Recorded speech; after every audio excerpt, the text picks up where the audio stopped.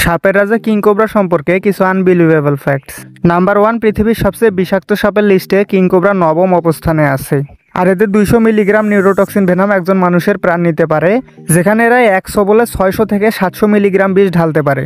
মানে কিংকোবরার একটি সবলের বিষ 3 জন মানুষকে মেরে ফেলার জন্য যথেষ্ট।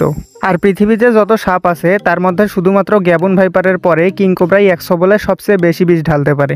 নাম্বার 2, পৃথিবীর সবচেয়ে বড় সাপ রেটিকুলেটেড পাইথন হলেও কিংকোবরা পৃথিবীর সবচেয়ে বড় বিষধর সাপ। মানে পৃথিবীতে যে সাপগুলোর বিষ আছে সেগুলোর মধ্যে কিংকোবরার সাইজ সবচেয়ে বড়।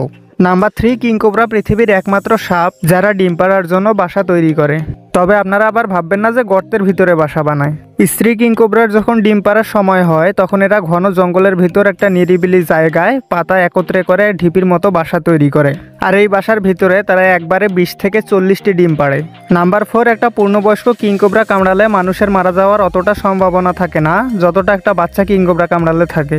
কারণ একটা পূর্ণবয়স্ক কিংকোবরা মানুষ বা অন্যান্য বড় প্রাণীকে যদি কামড়ায় তাহলে সাধারণত বিষ ঢালে না, শুধুমাত্র কামড় দেয়, যেটাকে বলা হয় ড্রাই বাইট। কারণ সে এমন প্রাণীকে মেরে বিষ নষ্ট করতে চায় না যেটাকে সে খেতে পারবে না। কিন্তু যদি ডিম থেকে ফুটে বের হওয়া একটা বাচ্চা কিংকোবরা আপনাকে কামড়ায় তাহলে সে 100% শিওর বিষ ঢালবে।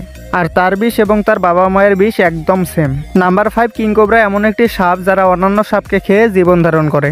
এরা রেড স্নেক থেকে শুরু করে ইন্ডিয়ান রক পাইথন এমনকি রাসেলস ভাইপারের মতো ভয়ঙ্কর সাপকেও ধরে খেয়ে ফেলে। এরকমই ইনফরমেটিভ ভিডিও পাওয়ার জন্য সাবস্ক্রাইব করুন।